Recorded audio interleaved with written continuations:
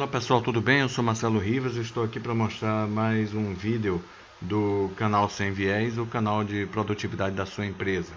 E nesse vídeo nós vamos falar a respeito de estudo de correlação. E no estudo de correlação nós vamos falar a respeito de variável dependente e variável independente. E nós sabemos que em processos nós tratamos as variáveis como dependentes quando elas fazem parte da saída do processo e variáveis independentes quando elas fazem parte da entrada do processo. Ou seja, será que uma variável é dependente em relação à saída do processo em relação a uma variável de entrada? O que nós estamos dizendo é o seguinte, a lei de causa e efeito, y função de x. No estudo de correlação, por exemplo, a gente pode verificar facilmente que à medida em que nós aumentamos o nosso padrão de vida, a nossa renda, nós gastamos mais. Então o gasto está em função do aumento da renda. Quanto mais eu ganho, mais eu gasto. Então esse gasto a mais é em função do que eu vou ganhando a mais. Então eu vou gastar menos à medida em que eu ganhar menos. Se a minha renda diminui, consequentemente meu gasto vai cair também. E isso é um estudo de correlação que, se nós fizermos uma análise, vai mostrar perfeitamente o resultado. Tá? Então, a variável dependente, no caso, é o consumo, e a variável independente de entrada vai ser a renda. Então, o y está em função de x. Né? Então, o que é que nós vamos mostrar aqui? Eu vou dar um exemplo bem prático a respeito aqui do estudo de correlação. Deixa eu voltar aqui no slide. Considerando uma relação inversa entre altitude e temperatura, encontramos um delta de 150 metros para cada grau a menos da temperatura a partir do nível do mar. Esse é um estudo que foi feito e verificou-se que a cada 150 metros que elevamos a altitude, cai 1 grau de temperatura. Então a gente pode observar, se a gente traçarmos aqui uma análise variável de entrada e saída, temperatura como saída com 32 graus, uma temperatura aqui, por exemplo, no Nordeste, a nível do mar, com altitude zero. Então, se eu elevo a altitude para 150 metros acima do nível do mar, a temperatura tende a cair 31 graus, de 32 para 31, cai 1 grau. Para 300 metros vai cair para 30, para 450, 29, 628 e assim sucessivamente. Observe que existe uma relação aqui que está associada para cada 150 graus de elevação de altitude, cai 1 grau de temperatura. Essa é uma relação inversa, porque aumentando o x da altitude, cai o y da temperatura. Ou seja, a variável dependente, temperatura, vai diminuindo à medida em que a variável independente, que é o x, a variável de entrada, a altitude vai aumentando. Se nós traçarmos aqui um gráfico de dispersão, podemos verificar perfeitamente a reta oposta. Então nós estamos observando aqui no eixo de x que à medida em que a altitude vai se elevando, consequentemente a temperatura vai caindo. E essa correlação é uma correlação negativa, porque ela é inversa. Ou seja, quanto maior o eixo de x, menor o eixo de y. A correlação seria positiva e direta se à medida em que aumentasse o eixo de x, aumentasse também o eixo de y, que não é o nosso caso aqui. Então, nós temos aqui uma correlação inversa negativa. Tá? E observem que todos os pontos que foram plotados nos dados estão sobrepostos à reta oposta. Tá? Então, isso significa dizer que nós temos 100% dos pontos tocados pela reta. E o R-square, o coeficiente de determinação, nos mostra 100% de qualidade do modelo matemático, que é esse modelozinho aqui. Temperatura igual a uma constante 32 menos 0,0067 da altitude, que eu vou falar um pouco mais na frente. Então, nós temos aqui a fonte dos dados, no Wikipedia. A altitude e a temperatura do local em que ela é medida normalmente são grandezas inversamente proporcionais, pois quando a altitude aumenta em 150 metros, a temperatura ambiente diminui aproximadamente 1 grau centígrado. Então, como eu falei, o modelo matemático da correlação linear inversa, ele está indicando aqui, se nós pegássemos a altitude e considerássemos aqui a altitude de 10 mil metros, um avião que esteja em 10 mil metros de altitude, era só substituir aqui um indicador de altitude. Então, a temperatura, qual será a temperatura com um avião com 10 mil metros de altitude? Então, a temperatura vai ser igual a constante menos 0,00667, né, da altitude, 10 mil metros, e chegamos ao resultado de uma temperatura negativa aqui de 34,67 graus.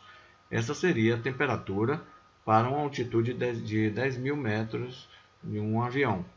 Então, existe uma relação perfeita entre temperatura e altitude. À medida que a altitude eleva em 150 metros, cai a temperatura em 1 grau centígrado. Então, isso nos mostra um coeficiente de determinação de 100%, né?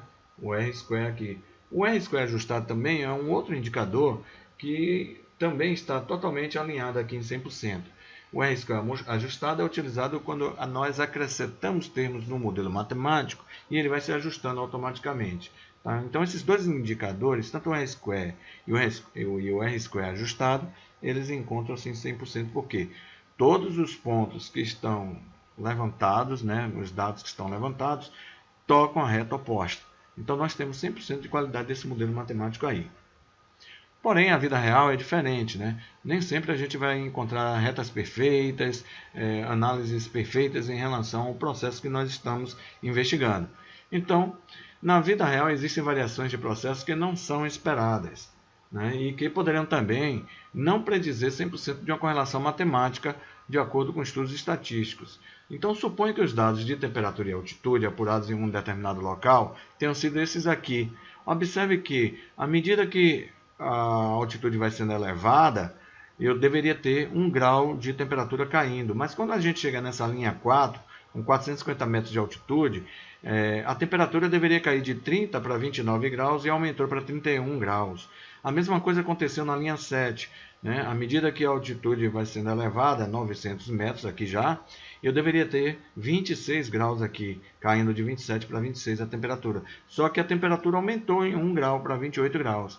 Então, existe possibilidade dessa ocorrência no processo. E nós chamamos isso de variação de causa especial ou variação inesperada no processo. Por quê? Porque a lógica correlacional não está sendo cumprida e o nosso modelo matemático vai estar afetado por uma variação inesperada. Se você observar essas linhas 4 e a 7, elas não estão alinhadas em 100% com os dados passando na reta oposta, né? E aí o que é que acontece? O desenho do gráfico de dispersão é esse aqui. Existem dois pontos que não são tocados pela reta correlacional oposta, né, inversa, que é 31 graus em 450 metros. A gente pode observar aqui, 450 metros está mais ou menos aqui, ó, esse ponto com 31 graus. E 28 graus com 900 metros. Então, 900 metros está mais ou menos aqui com 28 graus. Então, esses dois pontos não tocam a reta oposta. E, consequentemente, o que é que está acontecendo? O coeficiente de determinação está caindo. Então, o R² caiu para 90,1, não é mais 100%. Nem tampouco o R² ajustado, está em 88,7. O que está acontecendo? A qualidade do modelo matemático está sendo diretamente afetada. Por quê? Porque existem variações inesperadas aqui que estão ocorrendo aqui em função dos dados. Tá? Nesse caso, o coeficiente de determinação, o R², obteve um percentual reduzido de 90,1%, indicando que os pontos não tocam a reta e que poderão ter surgido em função de uma massa de ar quente, por exemplo, inesperada. Por exemplo, né, no momento que eu estivesse medindo a temperatura e fazendo o estudo correlacional, aconteceu que o clima mudou, uma massa de ar quente apareceu no local e fez a variação inesperada do processo. Na ferramenta nova, né, que é a análise de variância, a gente pode ver lá na janela de seção do Minitab os dados que estão sendo calculados. Então, se nós observarmos aqui, olha, nós temos a variação total do processo. Esse 62,22 representa a variação total do processo. E ela é proveniente da variação esperada pela nova, que é o cálculo que faria acontecer os 100%, só que não aconteceu. Isso me dá uns 56,0667. E a variação inesperada, ou seja, a massa de ar quente afetou diretamente os dados ao ponto de que ele se deslocasse da reta oposta. E essa variação inesperada está sendo calculada pela nova com esse valor de erro aqui.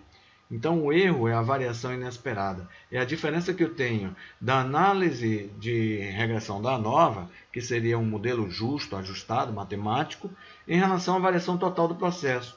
Então, se eu não tivesse nenhuma variação inesperada aqui, o resultado da minha variação total do processo deveria ser o mesmo resultado que eu encontrasse da variação esperada da ANOVA. Ou seja, o total deveria ser 56,0667 e o erro seria zero. Ou então o erro mínimo possível, que não existe esse zero, né? Sempre vai existir uma mínima variaçãozinha. Tá? Então, nós estamos dizendo o seguinte, essa variação inesperada que afetou os dados do processo fez com que o modelo matemático reduzisse a sua qualidade de 100% para 90,1% no R-square e de 100% para 88,7% no R-square ajustado. Isso fez com que o modelo matemático também mudasse os seus termos, né? E aí nós vamos observar no próximo slide isso. Bom, mas de qualquer forma, nós temos aí uma correlação. Por que nós temos uma correlação? Porque a correlação não deixa de ser um teste de hipótese. E nós vimos em vídeos anteriores, nos testes de hipótese, que quando o valor de P é menor do que o risco alfa, a hipótese que vai prevalecer é a hipótese alternativa. Ou seja, vai existir uma dependência da variável de saída em relação à variável de entrada. Ou seja, a variável temperatura é dependente da variável de altitude, tá? De entrada, altitude. Por quê? Porque o valor de P está zero. Ó. Se você observar, o valor de P aqui no estudo de correlação está zerado. Então, o que está acontecendo? P é menor do que alfa. Alfa é 0,05. Ou seja, o risco alfa, 0,05, que é 5%, né? Nós temos um valor de P menor do que o risco alfa. P está zerado. Então, é P menor do que alfa. P é 0 e alfa é 0,05. Então, hipótese alternativa. Existe uma dependência da variável temperatura em relação à variável altitude. Esse é um dos pontos, um dos indicadores que mostra para a gente que existe correlação dos dados. O outro indicador é o coeficiente de Pearson. O coeficiente de Pearson, que é esse aqui, ó, menos 0,949, é um coeficiente que indica se a correlação existe, se ela é positiva ou negativa, se é forte ou fraca. O coeficiente de Pearson ele varia de menos 1, 0 a 1. Quando o Pearson está próximo a 0, os dados não estão correlacionados. Pearson, quando está próximo a 0, estamos dizendo que não existe correlação. Quando o Pearson está próximo a 1, nós estamos dizendo que existe uma correlação positiva. À medida que cresce o eixo de x, cresce o eixo de y. E o nosso exemplo é um coeficiente de Pearson próximo a menos 1. E nós estamos dizendo o que aqui? Pearson é menos 0,949. Tá? Então, Pearson tem um coeficiente próximo a menos 1. E essa correlação é uma correlação inversa ou negativa, porque os dados são inversamente proporcionais. À medida que cresce o eixo de x, diminui o eixo de y. Então, Pearson mostra para a gente o sentido e a força da correlação. No nosso exemplo, a força é forte, né, próximo a menos 1, e o sentido ele é negativo. Né, menos 1 é negativo, então Pearson está próximo a menos 1, é menos 0,949. Se Pearson estivesse próximo a 0, aqui nesse exemplo, não existiria correlação e, consequentemente, a hipótese que iria prevalecer aqui seria uma hipótese nula, P maior do que alfa, não existindo correlação entre a variável de saída e a variável de entrada. Então, nós estamos dizendo que existe uma correlação fortemente negativa. Tá? Então, os dados estão correlacionados sim.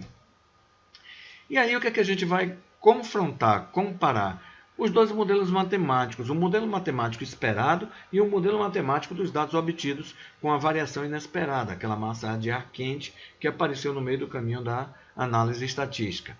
Então, isso nos faz acreditar que o modelo matemático, né, que a gente dos dados conseguidos, não conseguiu explicar 100% da variação esperada. Ou seja, a temperatura ambiente, quando estivermos em um avião com 10 mil metros de altitude, vai estar influenciada com essa massa de ar quente aí nos dados. E aí, a temperatura que era para ser 34,67 graus negativos, em uma correlação 100% linear, né, ela vai cair para 32,44 graus negativos. Então, ela não vai ser fiel em relação ao modelo matemático esperado da ANOVA. Tá? Por quê? Porque existia uma variação inesperada no processo. Existiu uma variação de causa especial, em que afetou diretamente os dados e, consequentemente, afetou o cálculo da ANOVA, que é um modelo matemático esperado. Então, de acordo com os dados obtidos, esperávamos que o cálculo do modelo matemático entregasse uma temperatura ambiente de 34,67 graus negativos e não de 32,44 graus negativos. Então, se nós formos usar o modelo matemático com uma variação inesperada, né, do processo, o que vai acontecer é que na hora de predizer o comportamento futuro das temperaturas através do modelo matemático, não vamos estar alinhados 100%. Então é preciso que a gente analise o processo antes, estabilize o processo, para que a gente colha dados fidedignos e que a gente possa predizer comportamentos futuros baseados em análises esperadas do processo. Tá? Então esse aí foi mais um vídeo que a gente está falando a respeito de estudo de correlação. Espero que vocês tenham gostado desse vídeo e vocês podem ir lá na página, lá no canal do YouTube, no Sem Viés, e curtir esse vídeo lá, gente.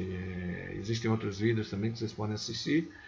E assinem o canal Sem Viés, o canal de produtividade da tua empresa lá no YouTube. Nós vamos estar sempre postando vídeos, aí a gente precisa também de uma interação maior, de pessoas curtindo vídeos, para que a gente possa fazer mais novos vídeos, tá joia? E assim, agradeço aí a atenção de vocês, espero revê-los no próximo vídeo e até a próxima.